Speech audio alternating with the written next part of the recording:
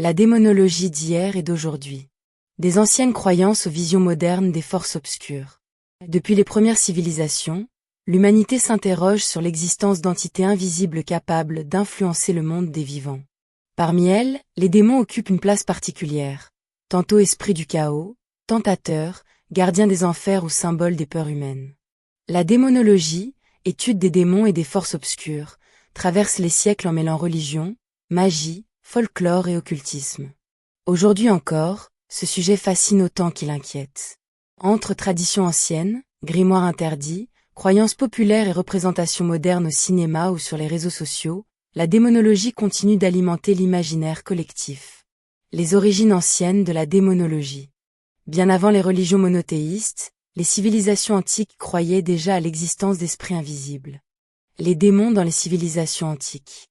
En Mésopotamie, certaines créatures spirituelles étaient considérées comme responsables des maladies, des cauchemars ou des catastrophes naturelles. Les prêtres pratiquaient des rituels de protection pour repousser ces entités. Dans l'Égypte ancienne, des esprits gardiens et destructeurs peuplaient le monde des morts. Certains accompagnaient les dieux, tandis que d'autres menaçaient les âmes perdues. Chez les Grecs, le mot démon ne désignait pas forcément une créature maléfique. Il s'agissait souvent d'un esprit intermédiaire entre les dieux et les hommes. Ce n'est qu'avec le temps que le terme prendra une connotation plus sombre. La démonologie au Moyen Âge. Le Moyen Âge marque un tournant majeur dans la vision des démons. L'influence du christianisme. Avec l'expansion du christianisme, les démons deviennent les serviteurs du mal et les ennemis directs de Dieu. Satan est présenté comme l'ange déchu ayant entraîné d'autres anges dans sa rébellion céleste. Les théologiens médiévaux développent alors une véritable hiérarchie infernale. Les princes démoniaques, les esprits tentateurs, les démons de la luxure, les entités liées aux maladies ou à la folie. La peur de la possession démoniaque grandit fortement dans l'Europe médiévale. Les grimoires et les démons. À partir du Moyen Âge et surtout durant la Renaissance, apparaissent de nombreux grimoires occultes. Les livres interdits. Certains ouvrages deviennent célèbres comme le Grand Grimoire, la Clavicule de Salomon, le Lemeucheton, le livre d'Abramelin. Ces textes prétendent expliquer comment invoquer, contrôler ou repousser certaines entités.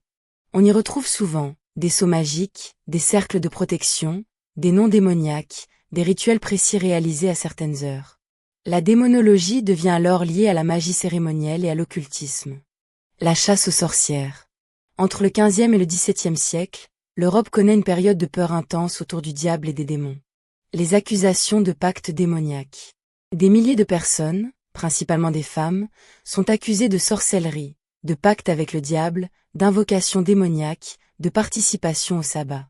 Certaines confessions étaient obtenues sous la torture. Les autorités religieuses voyaient les catastrophes, les épidémies ou les mauvaises récoltes comme des manifestations démoniaques. Les démons dans les traditions du monde.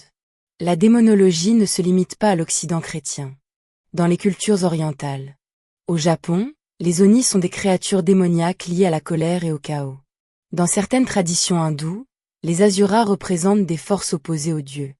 Dans le folklore arabe, les djinns sont des êtres invisibles capables d'aider ou de nuire aux humains. Chaque culture possède ses propres visions des forces obscures. La démonologie moderne. Aujourd'hui, la démonologie prend plusieurs formes. Entre religion et ésotérisme.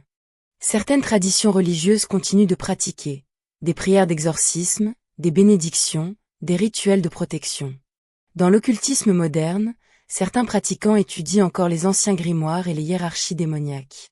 Cependant, de nombreux spécialistes considèrent les démons comme des symboles psychologiques, des archétypes, des représentations des peurs humaines ou des énergies spirituelles. Les démons dans la culture populaire. Cinéma, séries et jeux vidéo ont largement transformé l'image des démons. Une fascination moderne.